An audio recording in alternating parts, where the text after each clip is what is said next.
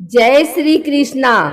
आइए सुनते हैं सुख सागर के 10वें स्कंद का 41वां अध्याय। श्री सुखदेव जी कहते हैं, परीक्षित, एक बार भगवान श्री कृष्ण पांडवों से मिलने इंद्रप्रस्थ गए।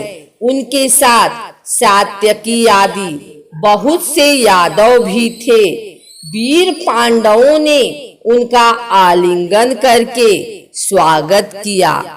पांडवों ने भगवान श्री कृष्ण के समान ही सात्यकी का स्वागत, सत्कार और अभिनंदन किया। राजा युधिष्ठिर ने कुछ दिन भगवान श्री कृष्ण से ठहरने की प्रार्थना की। इससे वे बरसात के 4 माह तक वहां ठहरे रहे।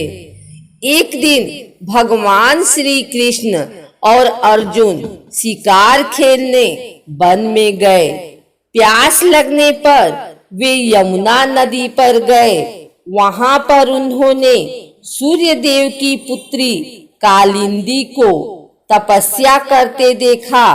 अर्जुन द्वारा उससे पूछने पर बताया कि मैं भगवान विष्णु को पति रूप में प्राप्त करने हेतु तपस्या कर रही हूँ। उसकी बात सुनकर अर्जुन कालिंदी को भगवान श्री कृष्ण के पास ले आए। कुछ दिनों बाद पांडवों से अनुमति लेकर भगवान श्री कृष्ण द्वारिका लौट आए और पवित्र लग्न में कालिंदी से विवाह कर लिया। अवंती देश उज्जैन के बिंद और अनुबिंद शासक थे। वे दुर्योधन के अनुयायी थे, परंतु उनकी बहन मित्रविंदा ने अपने स्वयंवर में भगवान श्री कृष्ण को अपना पति बनाना चाहा, परंतु उसके भाइयों ने उसे रोक दिया, क्योंकि वह श्री कृष्ण की फुफेरी बहन लगती थी। भगवान श्री कृष्ण राजाओं की भरी सभा में उसका बलपूर्वक हरण करके ले गए और उससे विवाह रचा लिया। कौशल देश के राजा ने नग्नजीत उनके एक परम सुंदरी पुत्री थी, जिसका नाम था सत्या। राजा को प्रतिज्ञा के अनुसार 7 दुर्दांत बैलों पर कोई विजय प्राप्त न कर सका, इसलिए कोई राजा उससे विवाह न कर सका। जब भगवान श्री कृष्ण को राजा की प्रतिज्ञा का पता चला तो वे कौशलपुरी अयोध्या में पहुँचे। राजा ने उनका हार्दिक स्वागत किया।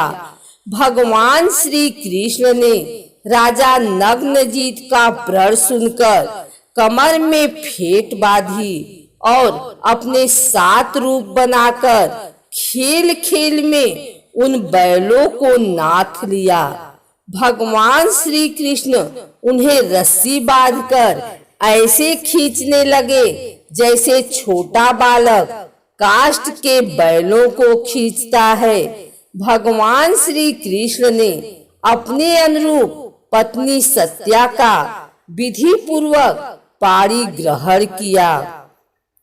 भगवान श्री कृष्ण की एक बुआ श्रुत कीर्ति कैकेय देश में ब्याही गई थी।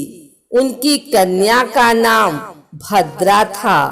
उसके भाइयों संतर्दन आदि ने स्वयं ही उसका विवाह भगवान श्री कृष्ण से कर दिया।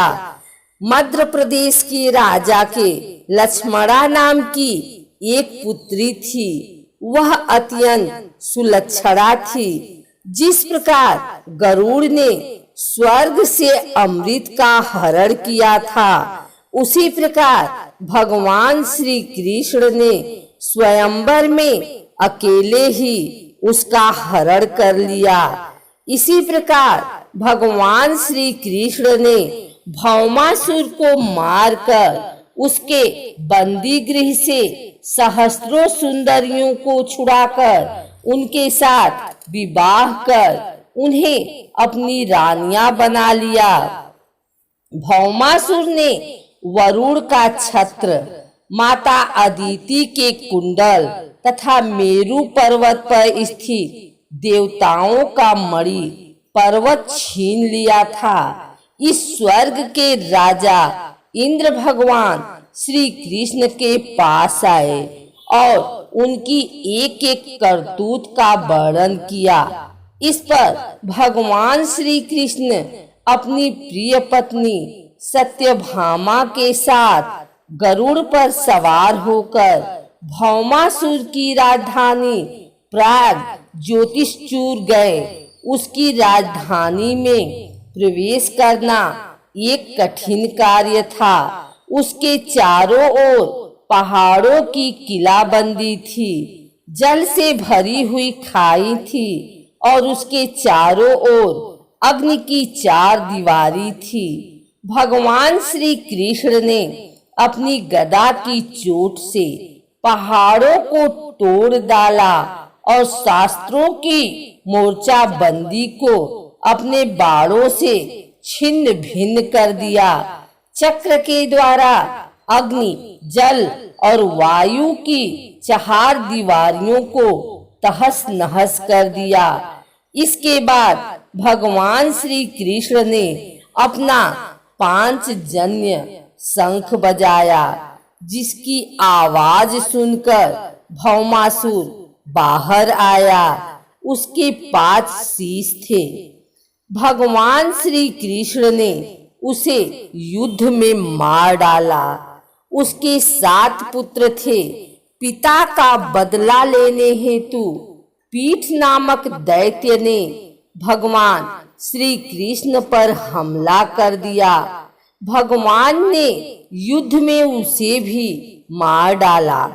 भगवान श्री कृष्ण ने भौमासुर के पुत्र भगवत द्वारा माफी मांगने पर उसे अभय दान प्रदान किया। भौमासुर ने 16,000 राजकुमारियों को बंदी बना रखा था। भगवान श्री कृष्ण उन्हें द्वारिकापुरी में ले गए तथा उन सबके साथ विवाह करके उन्हें अपनी पत्नियां बना लिया। अगर आपको हमारी वीडियो अच्छी लगी हो तो इसे लाइक करें, कमेंट करें और शेयर करें तथा हमारे चैनल भक्ति गाथा को सब्सक्राइब करके बेल नोटिफिकेशन ऑल पर सेट कर लें, ताकि आगे आने वाली वीडियो सबसे पहले आप तक पहुंच सके। धन्यवाद।